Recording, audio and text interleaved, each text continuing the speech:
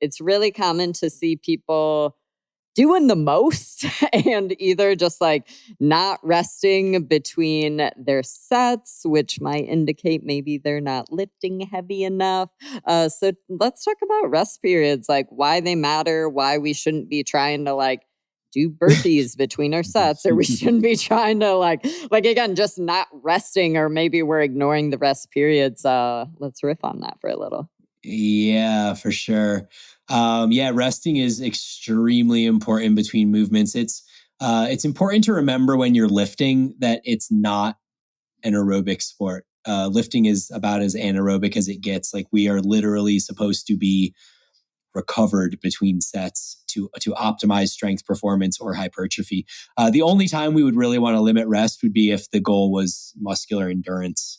And if for those of us that have body composition goals and want to gain muscle and lose fat and stuff like that, muscular endurance is not exactly where we want to spend our time the majority of the time. But the studies as well, they have resonated this very clearly over the last few years. There was, I think it was a meta-analysis, or at least a series of studies that demonstrated that if you take shorter rests between your sets, you have to do more sets to achieve the same level of hypertrophy. And so the example used often is, you can do 2 to 3 sets where you're taking 2 to 3 minutes rest in between, so that each set is a primo set. Or you will have to do 4 to 5 sets with something like about a 1 minute rest in between to equal 2 to 3 sets with a full rest. And so, like, I guess in some ways you could look at that and say, okay, we have 2 ways to roam. Like, you could do almost like EMOM style training and do like 6 sets of bent over rows as an EMOM, where you're working for 20 seconds and resting for 40, and boom, you've got 6 sets of rows in. That's probably equivalent to 2 sets at full rest, right? And we use protocols like that in our training. Like, occasionally we'll see stuff like that because I think it has utility. But the majority of the stuff that we're doing, and especially for our repeating movements, the ones that we're tracking, we want to make sure that things are consistent and that we're recovered as possible. And there's 2 components of recovery, probably 3, actually. I would say 3. Let's go with 3. The first one is aerobic recovery. So you want to make sure you're not breathing hard at all, or breathing even elevated. You don't want to be breathing any more going into your second set than you were going into your first set, because you want that to have consistency. Then we have muscular recovery. So, are the specific muscles that you're using recovered before you go in to do that next set? And then we have psychological recovery. And this one is super important, especially on big compound movements. So how many times have you done like a set of back squats close to failure, and then you're sitting there and you're like, well, I can breathe again and my muscles aren't twitching anymore, but man, I don't really feel ready to repeat that performance. And by repeat the performance, I mean the same reps from failure. So maybe you got 10 reps on the first set and you get 9 on the second set. That to me is repeating performance.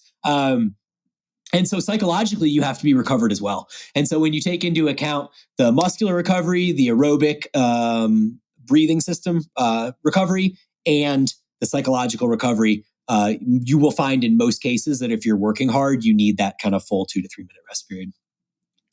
What was the tweet? We were going to make like a tweet post, and I think it said like, if you don't need your rest periods between your lift sets, you didn't lift heavy enough. You didn't work hard enough. So maybe if you want to, this kind of gets back to like, are you picking the right weight when you're lifting? But maybe if you want to like riff on that and just expand a little. Yeah, I mean, that's kind of what it is. Like, if you are able to go into your next set and repeat your performance without having all 3 of those desirable recovery features, then yeah, you weren't working hard enough. So it's like you do a set of back squats and you bang out 10, and then you kind of like dance around and text on your phone for 45 seconds. And then you're like, okay, 10 more back squats. And then you do the same thing again. You get 10 more back squats, then you obviously know that first set of 10 that you were doing was not a challenging set for you.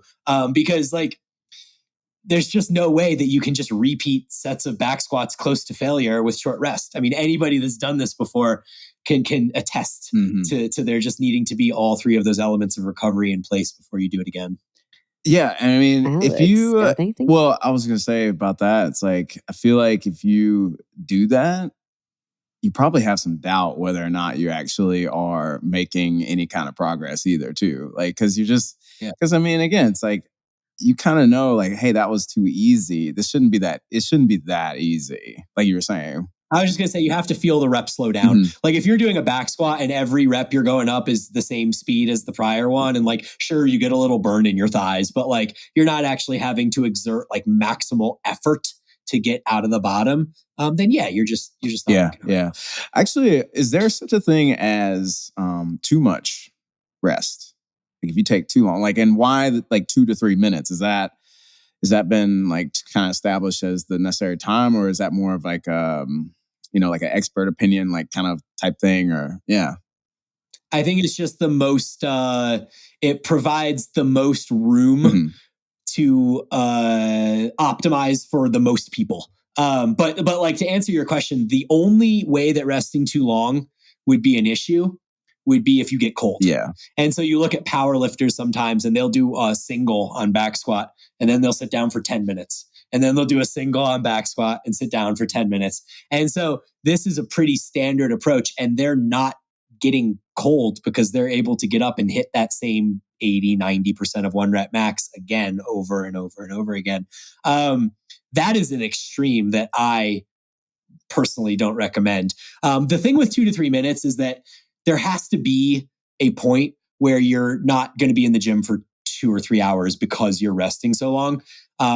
But on the other side of that coin, like I've talked to Laura about this too, and she and I both trend toward being more fast twitch dominant in our muscle fiber makeup.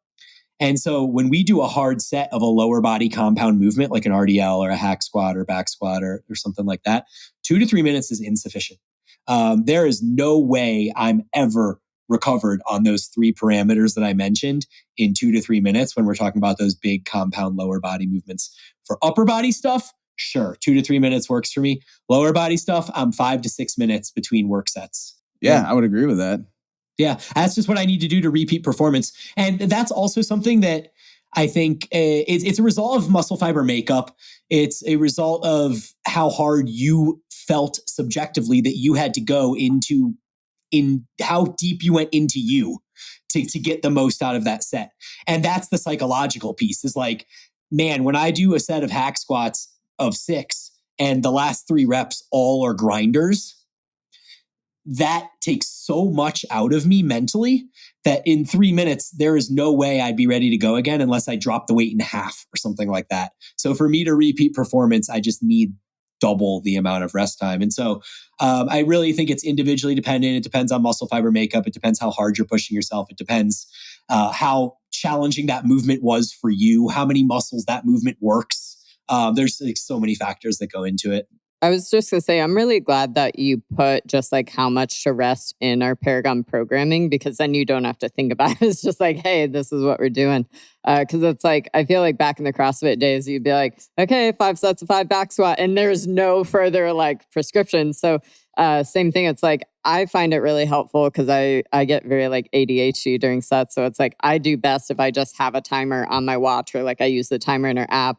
So that's like, hey, every 2 minutes. Because otherwise, again, it's like, I'm like chatty Cathy. I'm like talking to people, doing stuff on my phone, walking around, doing whatever. So it's like, I feel like that's just like such a good practice. It's like, just use a timer, use a watch, use a something. So that you're not going to the extremes of like, didn't rest enough, or reversely rested way too much.